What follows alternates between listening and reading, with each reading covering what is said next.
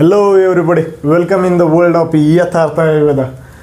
ओम धन्वंतरी नमामि. Myself Kanhaiya Chavan, BMS final student.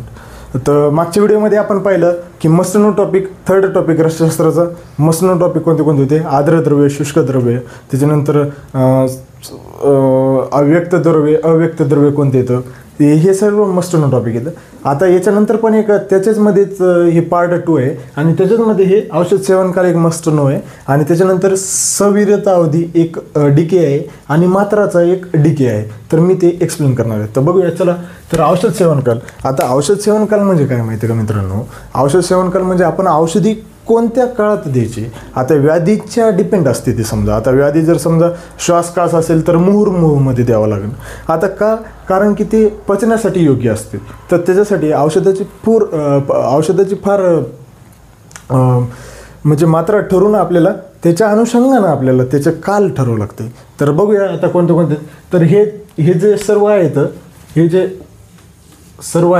हे सर्व चरकानुसार आहेत. आता हे पाठच करून टाका कारण की हे मोस्टली MCQ येतं आणि याच्याच अनुषंगाने येतं. SQ तर वगैरे येऊ शकत नाही. आला तर मग हे लिहून टाकायचं, एवढंच लिहायचं. त्याच्यानंतर याच्यामध्ये जर बघितलं तर भोजनपूर्वी जर असलं तर याच्यामध्ये थेरपेटिक्स कोणतं आहेत असं मस्टनो पॉईंट आहे. तर थेरपेटिक्स कोणते घ्यायचे? तर थेरपेटिक्समध्ये आपण वायूमध्ये भोजनपूर्वमध्ये घ्यायचं, मध्यम भोजनमध्ये समन वायूमध्ये घ्यायचं, प्रात भोजनपूर्व जर सांगितलं तर व्यान वायूमध्ये घ्यायचं. त्याच्यानंतर प्रात भोजन पश्चात जर सांगितलं असेल, प्रात भोजन पश्चात म्हणजे भोजन करण्याच्या पूर्वी पण कधी? सकाळी, तर आपण वायूमध्ये. आता मध्य भोजन पश्चातमध्ये सांगितलेलं नाही, परंतु ग्रासामध्ये. आता ग्रासामध्ये जर असेल, ग्रास म्हणजे चावताना, तर प्राणवायू विकृती येते. प्राणवायू विकृतीच्या मदत. त्याच्यानंतर जर समजा झालं तर ग्रासा अंतर म्हणजे ग्रास चावचाव खाऊन त्याच्यामध्ये अंतर असेल त्याला काय म्हणतात? प्राणवायू विकृतीमध्ये उपयोग. मुहुर्मू हे श्वासकास. आता हे मोस्टली हे वायूमध्ये कॉमन विचारतात. तर हे लक्षात करून ठेवा की श्वासकासामध्ये मुहुर्मू हे करतात. सामुद्र जर असेल तर ही हिक्कामध्ये असते, पर्टिक्युलरली हिक्का जर व्याधी असेल तर तिथं कोणत्या ज्याच्यामध्ये असेल तर सामुद्रक सेवनकालामध्ये सेवन करायचं. त्याच्यानंतर सबक्त या सेवनकालामध्ये आरुचीमध्ये उपयोग करायचा. अशा प्रकारचा हा टॉपिक होता. आता याच्यानंतर इथपर्यंत समजलं का? अरे सांगा रे बाबा, समजलं की नाही? हो. चला मग आता पुढे बघू. तर पुढे येतं बघा मित्रांनो, दुसरा डीके की सवीर्यता अवधी. आता सवीर्यता अवधी म्हणजे काय? की आपण एखादी औषधी निर्मिती केली आहे की नाही. आता तुम्ही पण एखादी लहानपणी औषधी निर्मिती केली असेल. आता निर्मिती केली म्हणजे कोणी केली असेल? तर मुलांनी तर नाही केली असेल, पण कदाचित मुलींनी केली असेल ना. भांडी खेळायची की नाही, भांडी. तर तसेच प्रकारचे भांडी, पण हे आपल्याला औषधी करण्यासाठी होतं. तर आता त्याच्यामध्ये काय करतात की आता सोरस जर बनवलं आपण, कल्क जर बनवलं, तर त्यांची म्हणजे कोणत्या वेळेमध्ये आपण त्यांचं यूज करू शकतो बा, की त्यांची एक्सपायरी किती दिवस राहू शकते. तर बघा, तर स्वरस, कल्क, क्वाथ, हिम आणि फांट हे सर्व आणि शिरपाट हे सर्व ताजाच वापरावं लागते. ताजा म्हणजे जे बनवलं की लगेच यूज करायचं, आणि किंवा 1 दिवसापर्यंत मर्यादित, बस तेवढीच एक्सपायरी, त्याच्यानंतर यूज नाही करते. तसंच जर समजा चूर्ण कल्पना जर बनवली तर त्याची मात्रा किती दिवस? तर 2 महिनेपर्यंत चालू शकतं बा. पण 2 महिने 1 दिवस गेलं तर मग 2 महिनेपर्यंत. त्याच्यानंतर वटी जर बनवली. आता वटी, डू यू नो वटी म्हणजे काय? गुटीसारख्या गोल असतात पण थोडा मोठा याच्यामध्ये असतात, त्याला वटी म्हणतात. तर त्याची अवधी 1 वर्ष आहे. गुळ, ह्यालाच आवली हे कल्पना म्हणतात. आवली हे च्यवनप्राश. आधी शाहरुख खान डाबर च्यवनप्राशची ॲडव्हर्टाईज करायचं बघा. तर ते च्यवनप्राश म्हणजे त्याची किती? 12 महिने किंवा 1 वर्ष. तर घृत आणि तेल, समजा घृत कल्पना किंवा तेल कल्पना जर बनवली आपण तर त्याचे 16 महिने येते. आसव किंवा अरिष्ट. आसव अरिष्ट म्हणले की पोरांच्या तोंडात पाणी आलं असेल. काय? कारण कमेंटमध्ये सांगा. तर दीर्घ काळामध्ये येते. त्याच्यानंतर धातू जर बघितले आणि रस जर बघितले, हे पण दीर्घ काळामध्येच येतं. आता अंजन, डू यू नो अंजन? It is most lovable by girls, particularly girls, because Lakme the most famous brand डोळ्यामध्ये लावतात अंजन. तर त्याची मात्र किती? 1 वर्ष. तर आता इथपर्यंत समजलं का म्हणून?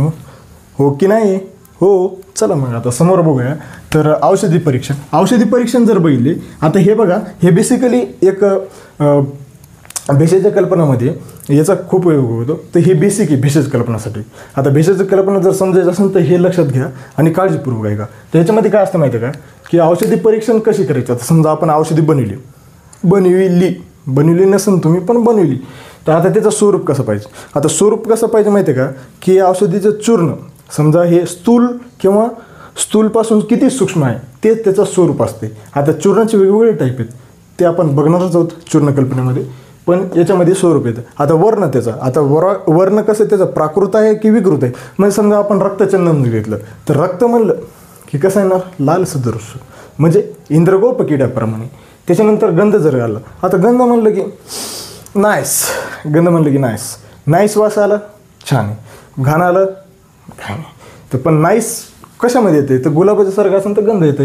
वजन जर बघितलं तर वजन कोणत्या प्रकार म्हणजे योग्य वजन पाहिजे. आकारमान जर बघितलं तर घृत तेल कल्पनामध्ये त्यांचं आकारमान पाहिजे अशा प्रकारचे. आणि स्पर्श जर पाहिलं तर समजा आपण आवलीय कल्पना बनवली. आता आवलीय कल्पना जर बनवली तर त्याचं समजा आपण 2 बोटामध्ये अंतर घेतलं आणि त्याचे जर समजा त्या अवलीवर आपल्या बोटांची जर रेषा उमटल्या तर ते त्यांचा स्पर्श याच्यामध्ये येऊन जाते.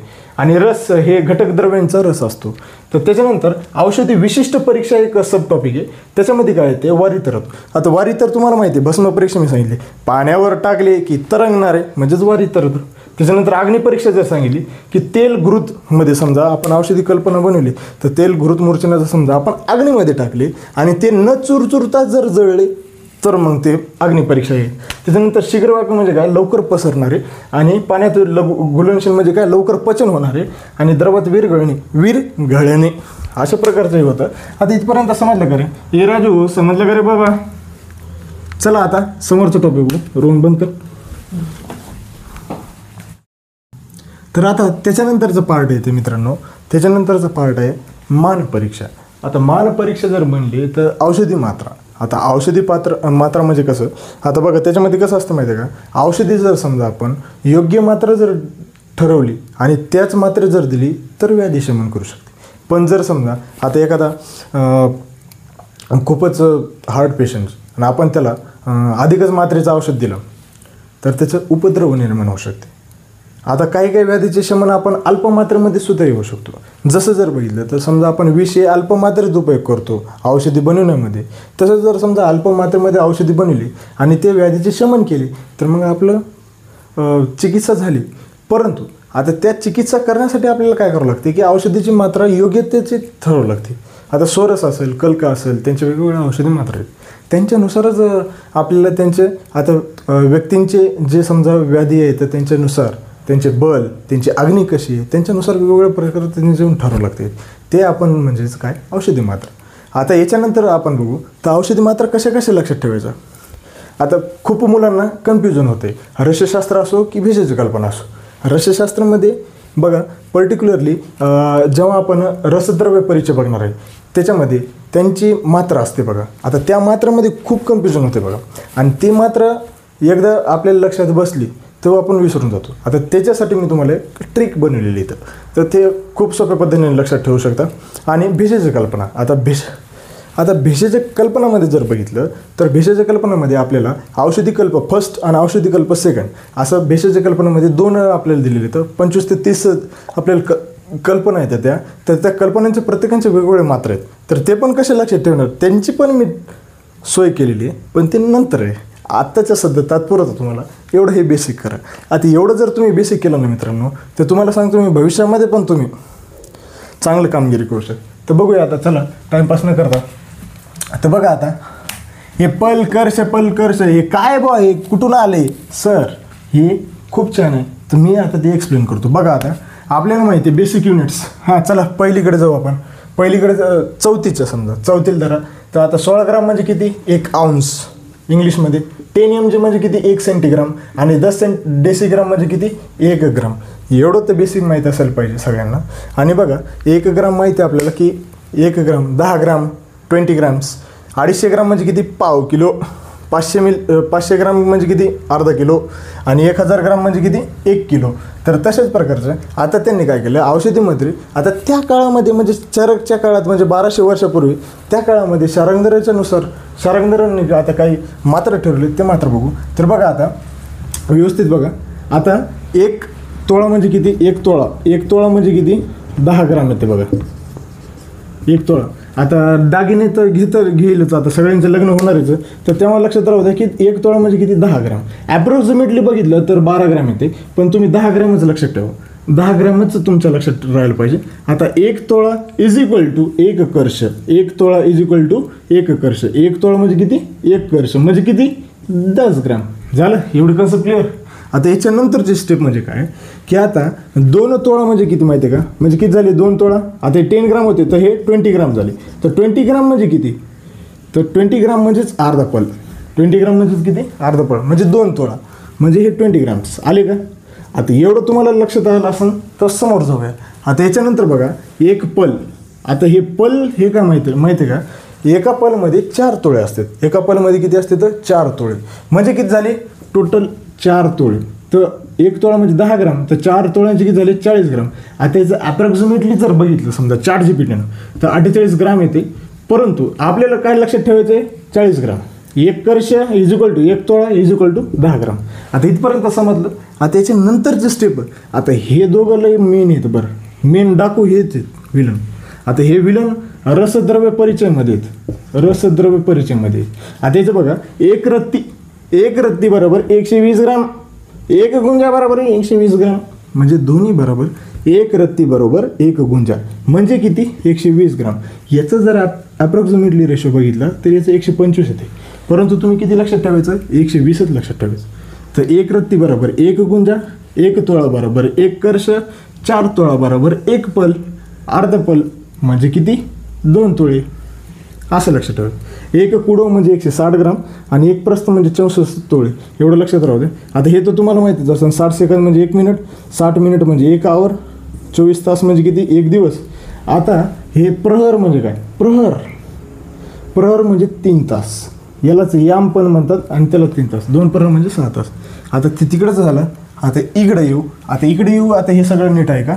की आता सोरसची मात्रा किती माहिती आहे का? सोरसची अर्ध पले म्हणजे किती झाले? ॲप्रॉक्सिमेटली 20 ग्राम्स म्हणजे 2 तोळे. त्याच्यानंतर पुटपाक सोरस. आता पुटपाक सोरस म्हणजे 1 पल म्हणजे किती झाले? 4 तोळे. आता हे 1 कर्ष म्हणजे किती? 1 तोळा.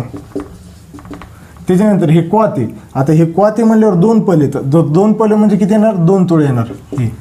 हे हिम पण 2 तोळे येणार ॲप्रॉक्सिमेटली. फंड पण 2 पल म्हणजे 2 तोळे म्हणजे किती? 4 नाही सॉरी हे बघा 2 पल म्हणजे किती? याच्यामध्ये 8 तोळे येणार याच्यामध्ये, आणि याच्यामध्ये पण किती? 8 पल येणार. याच्यामध्ये पण किती? 8 तोळे येणार. तर हे मंथ म्हणजे पल. 1 पल म्हणजे किती? 4 तोळे. एवढं लक्षात ठेवा.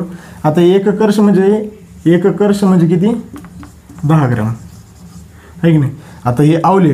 आता आवले सारंगदारांनी 1 पल सांगितलेले, पण त्यांचे आपण 12 ग्राममध्येच बनवतो. एवढं लक्षात ठेवा. MCQ येत पॉईंट आहे. स्नेहमध्ये 1 पल येते. आता हे पल. आता याच्यावर ते गाणं आलेलं आहे आपल्याला माहिती आहे की पल पल दिल के पास. कोण राहते? रसशास्त्र आणि भेषज कल्पना राहते जानमेरनं. तर इथपर्यंत समजलं का मित्रांनो? इथपर्यंत एवढं लक्ष ठेव. तर आता बघा इथपर्यंत समजलं असेल तर खूपच छान.